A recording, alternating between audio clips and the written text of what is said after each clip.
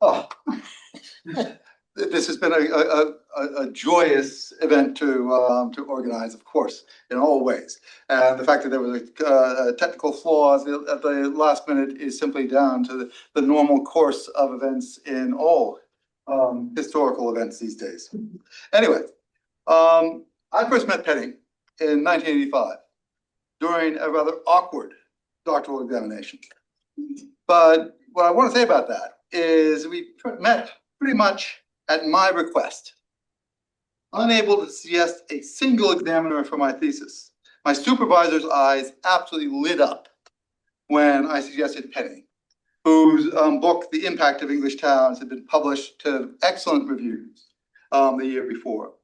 It was and is an important book that brought together the strands of 20 years of scholarship to create the first comprehensive account of English urban history. For me, it made the field comprehensible in a new way. And since that awkward first meeting, and I dare anybody to have a vibe that's not a little bit awkward, and though, of course, we have never agreed on a single thing over the last 40 years, we have been friends and collaborators for that whole time. What I want to do this evening is try and place Penny's early work in its intellectual context, to ask both why she thought it was important to work on towns and urban history at the time, and also to work on economic change and demography. I mean, I suspect these days, most people would characterize Penny as a social historian and a historical theorist in the broad tradition of 18th century British studies. But in the 1970s and early 80s, most people would have unhesitatingly called her an urban historian. Well, I suspect she might well have described herself as an economic historian. Her doctorate and published work on Norwich and small towns put her firmly in the tradition of Lewis Mumford, of H.A. Dios, of Peter Clark, and Paul Slack. This was a historical tradition built on Weber, which assumed that towns were the fundamental drivers of new forms of modernity and the attendant economic and social change that came with that modernity. But of course, to this list of names and influences, Penny would have unhesitatingly added Jack Fisher, her doctoral supervisor, drawing her into a bigger field of economic history. A student of J.H. Tawney, Fisher was one of the founders of the Economic History Review and the Economic History Society, and via the LSE, inheritor of that broader social political project of Sidney and Beatrice Webb and the Fabians. I suspect, as importantly for Penny, he was also a wonderful supervisor and gifted her a deep understanding of the uses of economics in historical argument. And I would add one further strand of research and thinking to that list, and that's demography, which was one of the most powerful forces adjacent to economic and urban history in the 1960s and 70s, giving technical and statistical depth to both. And it's important to remember what demography was and is really about. The Cambridge Group, founded in 1964, was dedicated to the history of population and social structure. And it was the social structure bit, again, harkening back to Weber and a bit of Durkheim thrown in, that was the motive driving forward that broader project. Penny's Impact of English Towns forms the earliest substantive published use of the population figures published 2 years earlier in Wrigley and Schofield's The Population History of England, 1541 to 1871. I always think of it as the most inclusive volume of history ever written, and also the most unreadable.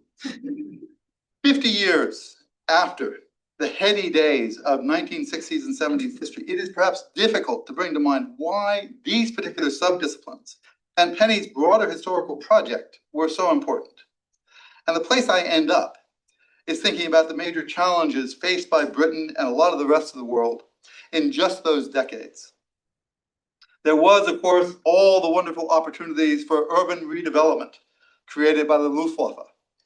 The challenge of rebuilding Britain after the Second World War brought into being a whole new profession of planners for whom understanding how cities worked was foundational. But equally important, there was an overwhelming sense of a looming crisis around population growth, pollution, and agricultural failure. Best exemplified, to my own mind, in the Club of Rome's 1972 report, The Limits of Growth. To attend to demographic change and urbanization was to participate in the challenge of the moment.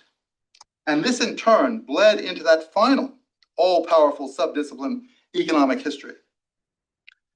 Before the mid-1980s, there were 26 freestanding history departments of economic history in the UK. And before Thatcher, supply-side economic history was central to government thinking and policy.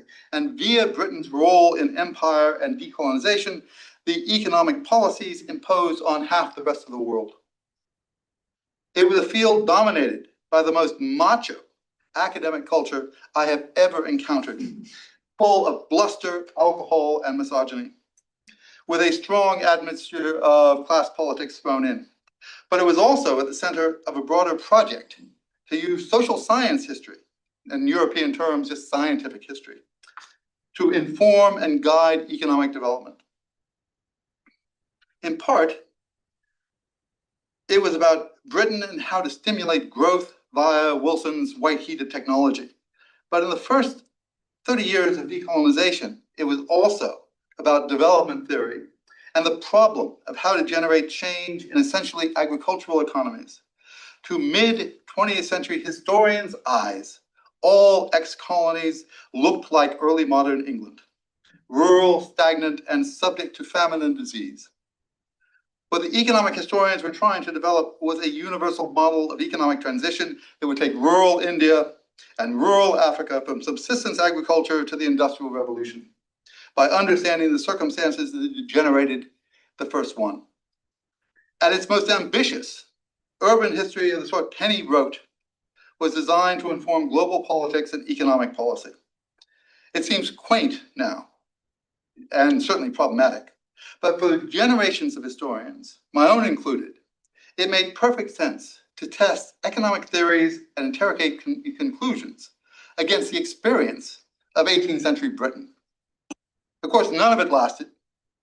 Blasted by the cold winds of Thatcherite economics, all those supply-side theories fed by heroic archival research withered and died. Of those 26 departments, there was only one left. Following Milton Friedman and the Chicago schools, consumption came to absorb ever more attention and was given a substantial boost by its non-gendered character. Personally, I blame J.H. Plum and Neil McKendrick and their Birth of Consumer Society, also published in 1982. As for urban history, there was a complex relationship between it and the more reductive aspects of economic history. Peter Borsay's Urban Renaissance, with its emphasis on an urban and provincial culture, first emerged as a concept in an article he published in 1977. Well, the book came out over 10 years later in 1989, and marked a substantive transition from urban history as a form of Weberian explanation to a more quietist form of social history with a new emphasis on experience. Both strands of urban history are fully represented in Penny's book. During the same years, urban planning came to develop a decidedly unsavory reputation. As the tower blocks of 1960s aspiration grew careworn and unloved, or in the case of Vernon Point, simply collapsed. And as rundown Georgian neighborhoods slated for destruction and redevelopment just a few years earlier became profound objects of desire, the straight line from urban history to the town hall simply broke down. Demography survived a bit better, but its emphasis on social structure as the object of study rather less so. And of course, all of these changes were retracted through individual lives and institutional contexts. For Penny, as she has written herself, in the early 1980s, sessional employment at Birmingham brought her into contact with Edward Thompson via Dorothy Thompson, and his work and friendship had a profound effect. I suspect encouraging her to pay greater heed to social relationships and microhistorical drama. And in 1985, Bedford College merged with Royal Holloway. The merger was part of the same Thatcherite crisis that closed so many economic history departments. But more than this, It took Penny from what I hope was a supportive context, led by a female economic historian, Dorothy Wedderburn, to a rather less congenial one, more fully focused on political history. When I reread Penny's early work, I remember the role that academic history played in British society and the wonderful sense of it being central to a grand global project. The mid-1980s confronted us with something quite different. And my reading of Penny's subsequent work is that she took all her skills and brilliance and sought out new ways of making them relevant.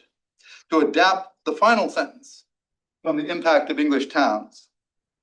Her influence was oblique in some respects, direct and unmistakable in others. I'm trying to do her voice, but I can't. But her impact exercised a profound gravitational force. With Penny, the towns of modern Babylon had arrived. Over to Sally.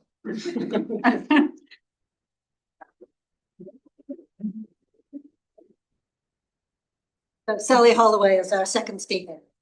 Okay. Start my time.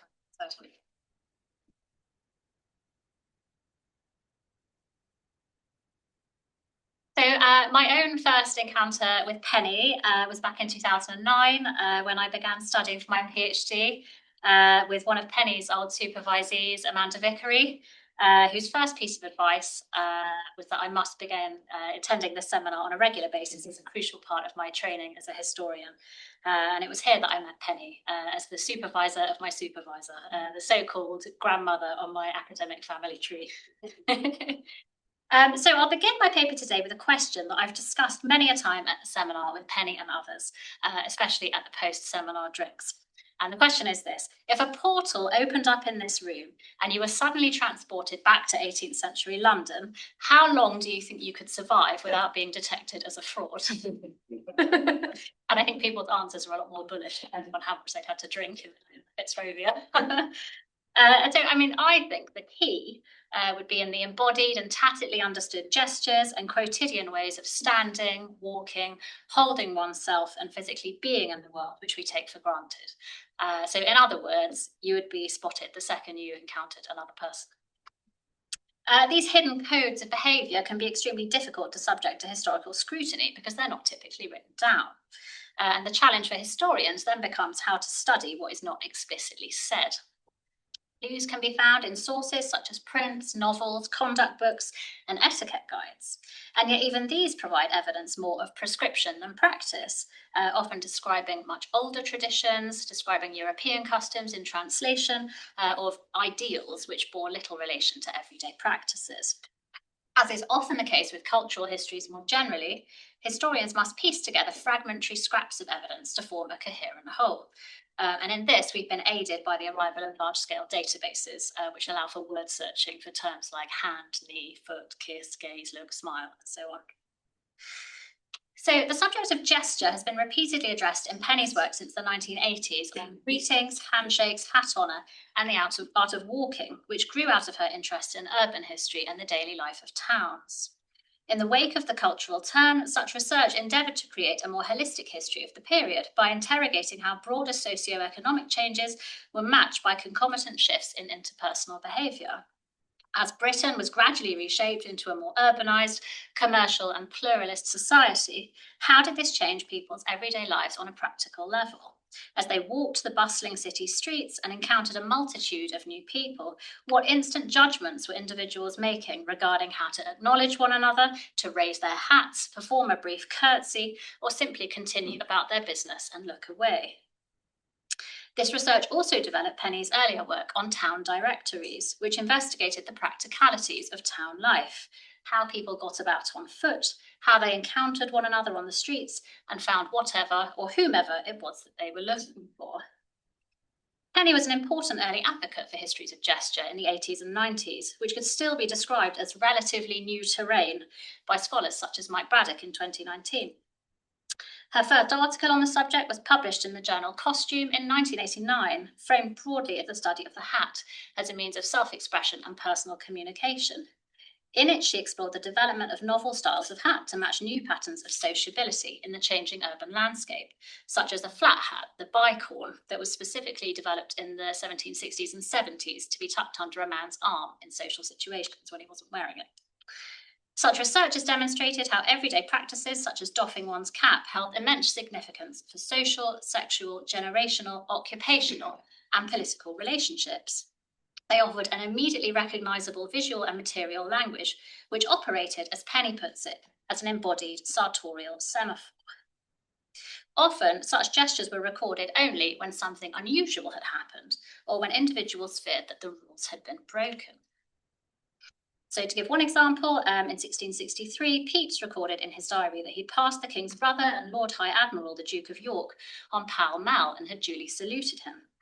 But he wrote, the Duke sent a footman running after Pepys to check his identity, and he wrote in his diary, what his meaning is I know not, but was fearful that I might not go far enough with my hat off. He worried there were others covered, i.e. with their hats on, nearer than myself, but that was my fear. And so doing this kind of research invariably requires a certain degree of detective work.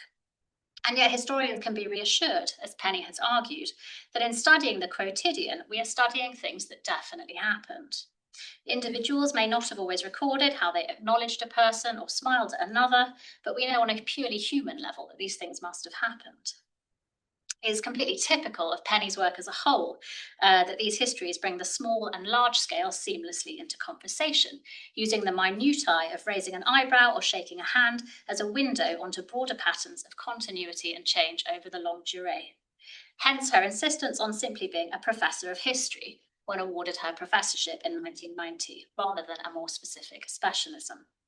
There should be no boundaries, as she argued in her interview for the IHR's Making History series in 2008.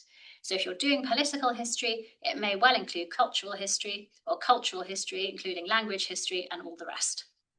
In this instance, the history of gesture is at once a history of the everyday, of communication, manners, sartorial change, urban development, and a society in flux. The subject has since been taken up in other fields interested in non-verbal modes of communication, such as history of the body, in the 1990s and 2000s. These include Karen Harvey's edited volume on the kiss, in which contributors explored kissing in various contexts, including in worship, politics, at the deathbed. As with the handshake, the interest of historians is not necessarily with the kiss itself, but in what it signifies as a potent marker of boundaries between people and a cultural index to a time and place. Since the millennium, histories of gesture have also been shaped by nascent histories of senses and emotions, such as John Walter's work on the handshake and touch, Katie Barclay's forthcoming book on the kiss, and Colin Jones's research on the smile. As part of a smile revolution, he contends, the expressionlessness of public life was transformed by the culture of sensibility. Whilst an open-mouthed smile might previously have been viewed as a sign of idiocy or low birth, it could now be interpreted as what Voltaire termed a smile of the soul, undeniable physical evidence of a person's capacity for feeling. It can be argued then that the 18th century is a uniquely important period for which to write a history of gesture. On the one hand, a growing number of merchants and traders needed a convenient means of making agreements in an urbanizing and industrializing world, settling upon the handshake as a means of demonstrating their mutual commitment and trust. This egalitarian gesture, as Penny has shown, was taken up and popularized by the Quakers, who declined to bow and scrape to their social betters. On the other hand, the pervasive cult of sensibility was demanding physical manifestations of feeling, such as blushing, sighing, swooning, and crying, as proof of a person's moral virtue and receptiveness to external stimuli. In the print shown here on the left, a woman faints in company to showcase her sensitivity. In the example on the right, two lovers are performing weeping using oversized handkerchiefs, with the woman declaring she's cried like a child all day. Finally, the subject of gesture has been the impetus behind my own most recent work on marriage proposals, thinking about how at the climax of the process of courtship, a man would make his declaration via a formal offer of marriage. This might involve clasping or kissing a woman's hand, getting down on one or both knees, or prostrating himself at her feet, as shown in the various prints here. The act of pleading your case on bended knee was historically associated with servitude and pledging your loyalty to another person, as in a knight offering his service to his lord or a troubadour to his lady. As Penny reminds us, to grasp a woman's hand was a particular mark of intimacy, since men and women who were not related would not usually touch in this way, with the act gesturing to the clasping of two hands in marriage.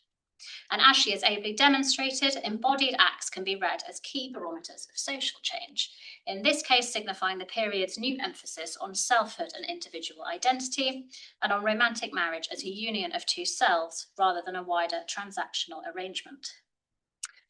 In sum, the subject of gesture has provided Penny and others since with a powerful means of demonstrating how societies evolve through the ordinary things people do every day, as she recently put it, in which the tip of a hat or shake of a hand can provide a wordless portal into a changing world. Hats off to her.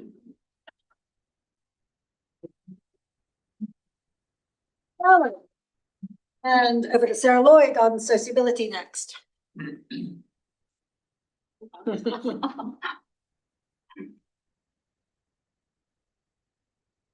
We'll be taking questions in one fell swoop after the interval. So the theme of sociability in Penny's scholarship is particularly relevant to this seminar. In Penny's account of British history in the long 18th century at the IHR, she notes how, quote, the après-seminar drinks and dinner provide a splendid time for all to wind down and to reflect upon the shared experience. Her 2022 guide, Becoming a Historian, recommends sustaining camaraderie through informal sociability. This thread is apparent in Penny's 18th century too, exemplifying her commitment to taking a through-time approach. Sociability is everywhere in her 2022 History of the Georgians, which brims with a reader-author camaraderie. It permeates the text, communal cheer, cheery workers, delight and merriment. Sociability spans economic history, it's a commodity to be marketed, and cultural history, it shapes identities. It is implicated in many of the features through which Penny sums up a hugely complex period. Alongside urbanisation, social mixing was in full train, with new social conventions adapted to mass living. Clubs and societies were a hallmark of Georgian society. The egalitarian handshake spread. Penny's 18th century optimists theorised civility, refinement, and commerce, while her pessimists grumbled about what they saw. Am I alone in associating turbocharged, that's Penny's phrase, turbocharged social change, the innovators and travellers, improvers and experimenters, with the dynamic energy of human connection? Sociability does not feature in the index of the Georgians, nor for that matter in the indexes of most of her other works. But its presence gives Penny's work a distinctive voice. Sociability is deeply embedded within historical interpretation. It's found in her accounts of meritocracy, consumerism, the professions, urban life, and social class. It also features in aspects of her overarching and long-standing interest in processes of continuity and change, or as she's also expressed, persistence, adaptation, and change. It's there in her questions about optimism and pessimism. And for these reasons, sociability is both historical content and historical method. It's a step in a chain of reasoning. So in the next few minutes, I want to suggest 3 issues which Penny's work brings to mind and might be points for broader discussion. The first is sociability in the context of broader shifts in styles of historical writing. The second is sociability as a frame of reference that absorbs or mediates other terms of analysis. And the third is the effect of approaching the 18th century through a lens of sociability, especially its implications for structural explanations, such as class or a public sphere, and for geographical reach, Britain and the world. But let's start with Penny's 2 pamphlets on Vauxhall Pleasure Gardens, which were from 2008 and 2012, which are all about sociability and began life as public lectures. Written for a general audience, Vauxhall's dangers and delights, its dark walks and erotic adventures, its food, drink and music, its celebrities and money-making, chant the allure of sociability in a 12-acre wooded site on the banks of the Thames. But Penny's attention to fun on a mass scale has serious points to make. Vauxhall exemplified, quote, the pleasures of urbanism in a period of rapid metropolitan expansion. As a business, Vauxhall tracked commercial innovation. Shared assemblies and popular entertainment generated what Penny describes as communal glue. Quote, the promise was not one of permanent equality, but of temporary common ground with a shared conviviality. As Vauxhall rises and declines, readers are invited to consider questions of continuity and change, reality and myth, and to play with macro and micro scales of inquiry, short and longer timeframes. In brief, sociability provides cover for some weighty questions in historiography. And reading the Georgians, I think there's a similar strategy at work. On my first theme, therefore, I'm struck by the evocative potential of sociability in creating an engaging, accessible narrative of this period. Once the conventions of academic writing embraced difficulty, now we think much more about transparency and audience. How do styles of popular history shape the material and narratives we tell? What is gained or suspended? On to the second issue. If we take sociability in its expansive sense as human interaction and proximity, it certainly seems that as a frame of reference, sociability absorbs or mediates other terms of analysis. Penny herself has written influentially on the characteristics of Georgian society. She builds on her own foundations. Her 1972 chapter on Norwich, expanded in the 1982 Impact of English Towns, contains all the distinctive features of the urban environment that we now associate with an urban renaissance. Power and the Professions, 1995, is a history of social change centred on meritocracy, mobility, and pluralism. Sociability is one link in a chain of causation that generated professional solidarity, group identity, and, quote, a cosmopolitan community of values, which Penny says knit together English-speaking communities across the globe. Penny's meticulous and detailed study of socio-economic classifications from the 1980s onwards suggests how class and social mobility were negotiated through language and experience, again giving sociability a decisive role in effecting or obstructing change on an individual and collective scale. In short, sociability emerges from Penny's scholarship as both characteristic of 18th century Britain and constitutive of historical developments. It is description and explanation. It can be localised in a Hogarth engraving or a Norwich club. It can serve as a critical component in elucidating social transformation or continuity. My third point follows on from the possibilities offered by sociability as an accessible and capacious frame of reference. What, to borrow a phrase from Penny, are the perils and pitfalls? For a historian of my temperament, its recourse to a quality of human gregariousness brings ahistorical risks, universalizing behaviour even when attending to specific times, places, and cultures. Do we always recognise sociability or its absence? Given sociability's sunny associations in the English language, can it contribute to our understanding of exclusion, exploitation, violence, or cruelty when we elevate its explanatory power? Do those Georgian expressions of sociability entrenched in an urban renaissance, the clubs, coffee houses, and conversations, naturalise expressions that exclude many millions in Britain and abroad who do not fit? How might we reset the dial? So I think those are all category issues around sociability. But I'm also struck by the extent of 18th century scholars' earlier interest in structural factors. Penny herself engaged rigorously with class, Marxist and not, the Habermasian public sphere, linguistic systems, and Foucauldian power formations. She is among the historians who pointed out flaws in these overarching theories and in an associated concept of modernity. But as an analytic engine, sociability seems relatively weak by comparison. What work does it do? It opens, as Penny's research has demonstrated, a space for big philosophical questions about the patterns of human existence. In her introduction to the Georgians, Penny describes herself as temperamentally optimistic, and she's perennially interested in where others' allegiance lies. I suspect many of us have been asked by Penny whether we're an optimist or a pessimist. And as an interviewer for the IHR's Historian series, she asked E.P. Thompson in 1992 whether he was an optimist or a pessimist. Historians bring themselves to their work. Where Penny's optimism meets 18th century sociability, creative things happen. Thank you.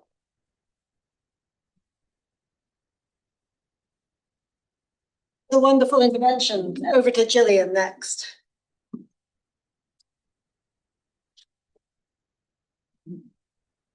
I started attending these long 18th century seminars around 20 years ago when I was a keen but rather confused MA student at Birkbeck, in the hope that this would help me situate what I was trying to do in my dissertation, which was on vestry politics in the mid-18th century.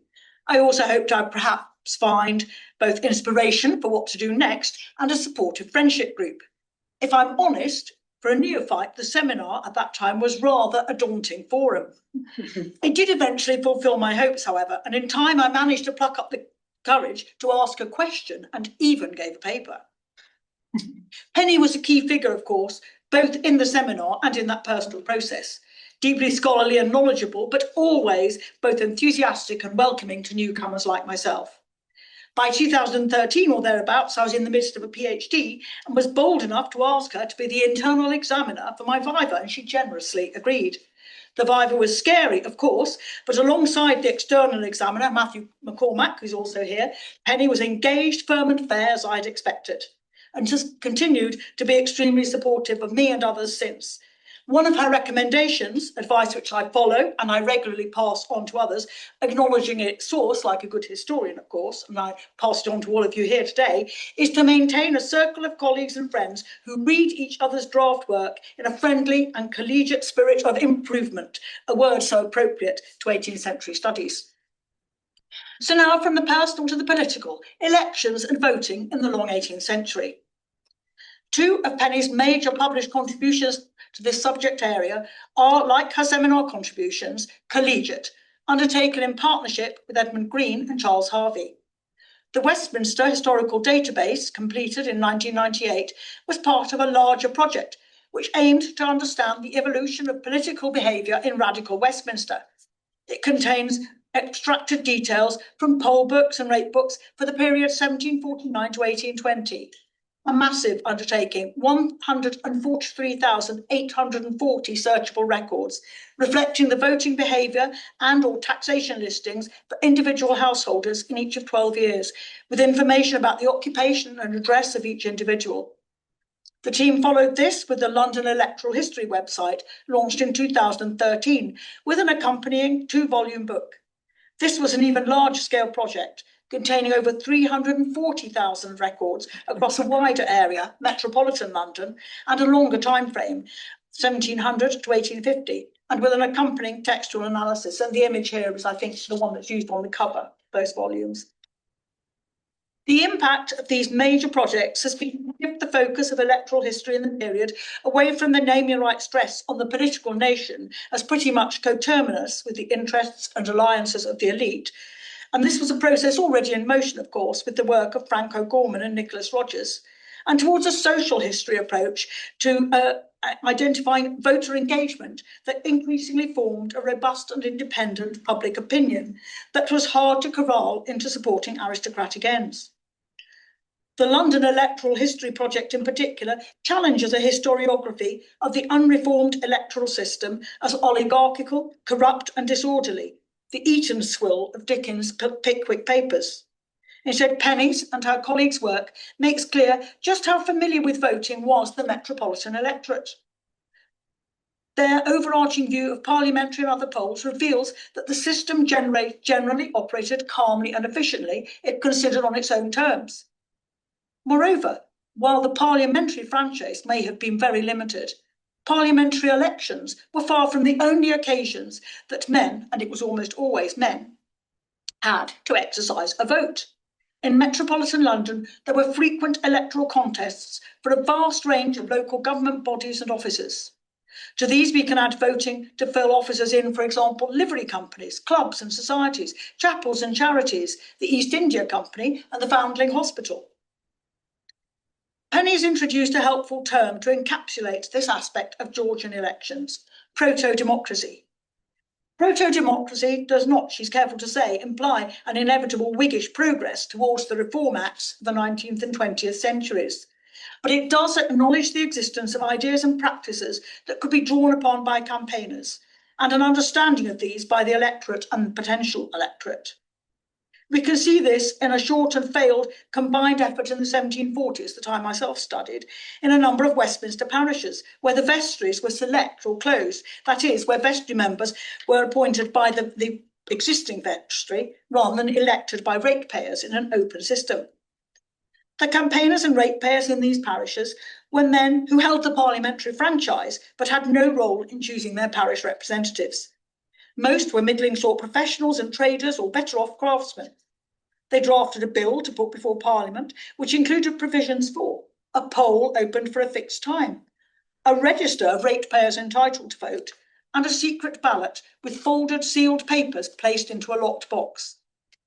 The latter was a practice already used by other organisations, such as the Sadler's Company, which still possesses its 17th century ballot box, and here it is, originally made for the East India Company.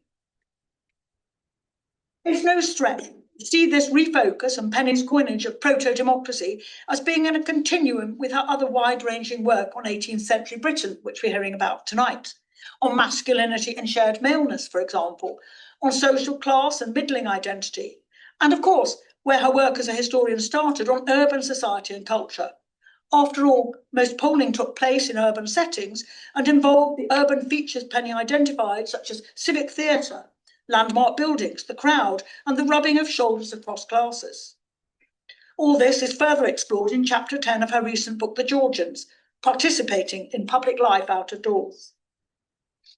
But where is this refocus going? Well, in the first place, the Westminster and London electoral databases generously provide raw material and stimulus for others to explore the field. There's already been an expansion into a fuller consideration of electoral participation across England in the website 18th Century Political Participation and Electoral Culture, quite a mouthful there, to which Penny contributed an article Towards Democracy. PEC incorporates alongside polling data a wealth of information on electoral material culture, souvenir ceramics, bobbins, ribbons and cockades, on images and on the soundscape of ballots, for instance.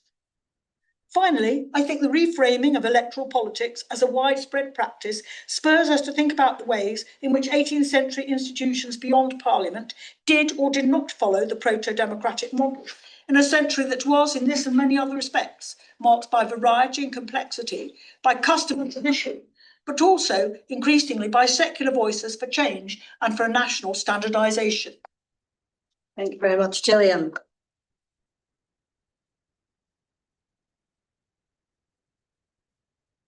Robert Poole will be in a timely manner discussing time.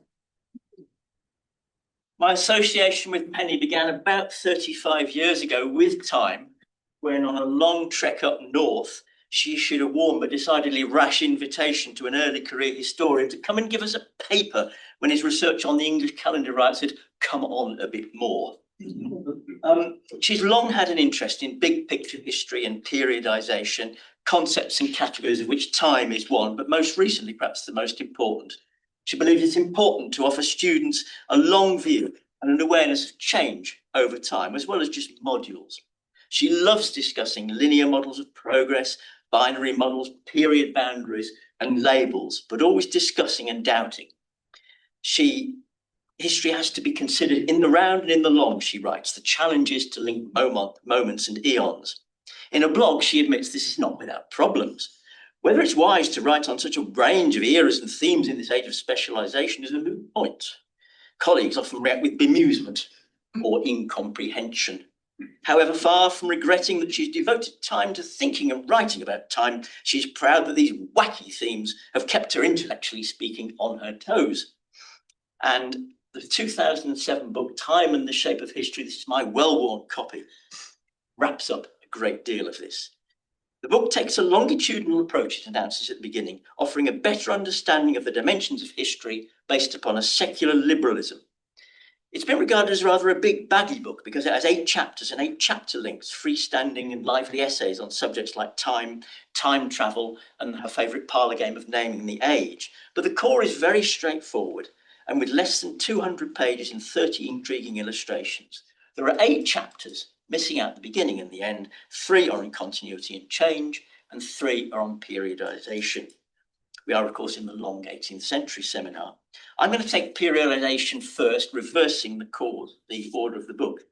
It's strange, she writes, that historians who are generally so careful to define and justify their sources and methods have not done more to explain and justify their chosen timeframes. A chapter on mutable modernity looks at the shifting boundaries of the ancient, the medieval and the modern, an ever-moving target, and also the postmodern. All, he says, are underspecified, overused and disappearing into terminal uncertainty. The modern is so slippery, the postmodernists don't even know what it is that they are post. Chapter 6 is on stage theories of history, 3-stage, 4-stage, 5-stage models and more. But as we all know, Penny's favourite is 3-stage models of progress, such as Freud's, the grandfather of all these, who talks about the intellectual revolutions, first of Copernicus, second of Darwin, and then of himself, fully conscious of what is Freud. Models of stage theories also like to predict an imminent 4th age, the new age, the age of Aquarius, the age of AI or whatever. There's a resourceful section on the historical antecedents of the number 42, well known from Hitchhiker's Guide to the Galaxy. She finds them in Alice in Wonderland, the Jewish Talmud, and an obscure 17th century English Protestant divine. Chapter 7 on multiple dimensions looks at various grand schemes of global history, including Arnold Toynbee, but a most sustained discussions of Browdell's 3-speed, 3-layer history. The longue durée, the deep continuities in the conditions of human life based on geography and ecology, geohistory. Then there's the medium term, the broad trends at the level of societies, demographic, economic, political, military trends. And finally, the short term, events driven by individuals. Once this was all of history, but for Browdell, these are just surface disturbances, crests of foam on the tides of history. Browdell's model, she writes, has the attraction of deep simplicity, but it assumes stability without explaining change. It's descriptive. There's no account of how the different levels interact. Then she considers Lawrence Stone's more elaborate formulation related to causes of the English Revolution, as history has a non-linear, multiple-loop feedback system with many independent variables, each responding reactively to all of the others. Discuss. Penny goes for 3 levels, but they're a bit different from Browdell's. Penny's 3 levels are deep continuities discussed in chapter 2, the longue durée, cultural change, biological change, the persistence of existing frameworks. Chapter 3 is on micro change, progressive, small scale change. Like Darwinian evolution, it can be very enduring and very powerful. And there's another interesting discovery for the 17th, early 18th century divine here, the amateur geologist Thomas Robinson, who offers what sounds like an early exposition of Darwin's model of slow long-term change in nature. Then chapter 4 is on radical discontinuity, volcanoes, earthquakes, mass extinctions, evolutionary discontinuities, ice ages, epidemics, famines, revolutions, colonization, powered flight, moon landings. Explosive discontinuities, she assures us, are part and parcel of the familiar state of play. They set limits to the scope of historical explanation, but for historians above all, it should not be a matter of surprise that history retains its capacity to surprise. Penny's 3-part model then is of continuity, micro change, and macro change, or put differently, persistence, adaptation, and transformation. What's needed is an alertness to their presence in any given context of these 3 time-based types of historical change. History becomes a kind of 3-body problem, infinitely variable, impossible to pin down fully, but always susceptible to explanation within stated assumptions of practical limits. This is not dialectical history, but trialectical or 3D history. It's notable that she has 2 types of change and one of persistence, but none of decline or dissolution or collapse. Fisher, even in the disastrous 1930s, she writes, retained his faith in the fact of progress written large and plain on the plane of history. And Penny, in conclusion, declares herself an optimist. For whatever happens, the hour of temporality flies onwards. History has 3 dimensions and 1 direction, forward arrow of time. Seen from another angle, time in the shape of history is part of Penny's running and patient, some would say too patient, engagement with the postmodernist critique that historical research is incapable of objectively establishing anything other than its own use of language. By failing to acknowledge and justify the fundamental time division used to make sense of the past, Penny fears that historians are in danger of conceding the postmodernist claim that historians generate only arbitrary narratives based on unstated assumptions. This amounts, she says, to the old Henry Ford claim that history is bunk. On this subject, Penny can be animated. She readily accepts that the categories and concepts used by historians are themselves disputed and disputable, but they are not disreputable. By making them part of the subject matter of historical inquiry, by showing how they've been used and what they can and can't do, she aims to give structure to the past and so to confirm the capacity of historians to explain change over time. The book received a postmodernist review by Alan Munslow in Cultural and Social History, which used the word epistemic in its variations 23 times. He said that Penny's book was the best work of its kind by an historian, but he remained unconvinced. There is no reason, he wrote, for anyone to believe that they have any knowledge of the external world, past or present. There are 1 or 2 people who have occasionally found Penny argumentative. Alan Munslow was one of these, and in her riposte to Munslow, one senses patience slightly under strain. Munslow, she writes, should also doubt his own doubts. A true skeptic could only say, we don't know either way. It's the veil of relativist skepticism, concealing an absolute capacity to judge, with which I particularly disagree. Criticisms are fine, but knowing under the guise of not knowing seems to contain an intellectual sleight of hand inimical to proper debate. I don't think it's ever been put better. Round about that time, I think it was, the ousel and bird of postmodernism disappeared up its own discourse. It was not heard from very much again. So Penny likes an argument, but the problem with the book, she writes, was that it didn't generate enough. 10 years on, she mused on its muted reception in a blog called Writing into Silence about time. There had been some cheering responses, particularly the reader who said that it made her think strange thoughts. But on the whole, people seem to find the book overlong and heavy-going. Penny disagrees, and so do I, for the reasons I've said. But she writes, I'm persisting. Time isn't going to disappear, and maybe I might publish a more accessible short version with illustrations. Actually, the very good illustrations in the first one, but there are more in the second. Over the next few years, she published several essays, a blog, The Temporal Turn, an essay on cities in time, and in 2025, monthly blogs on the subject of time. And then last year came the book, Time Space, We're All in It Together. It remixes some of the previous material and blogs with new material. And she has a new label for her tripartite model of historical change, Ballast, Momentum and Turbulence. It's a more philosophical, more eclectic book, and the reader is invited to skip and dip. It's about how to live well in time. And she put this into practice in a book launch at the St Pancras Hotel, which brought together colleagues, friends, students, family members, and numerous wine waiters, creating her own glorious ripple in time-space. As a final thought, the Time book seems to me to be a collaborative work by 2 sides to Penny. There is the scholar, the teacher, the writer, the careful organiser, exponent, listener, educator, critical friend, officially retired too many years ago, everybody's academic auntie, or now great auntie. Then there is the Penny fizzing with ideas, interrogating the history of everything and anyone around her, from the cosmos to her own family to this seminar, making it all appear at the same time remarkable, but also somehow typical. You can unplug Penny, but she still carries on. She's animated herself, but most of all for 40 years, she's animated this seminar, and she's animated us. And so let us rejoice that history, sociability, time, and the public transport network in London and beyond once more brought Penny together with her extended academic family here and now in time space.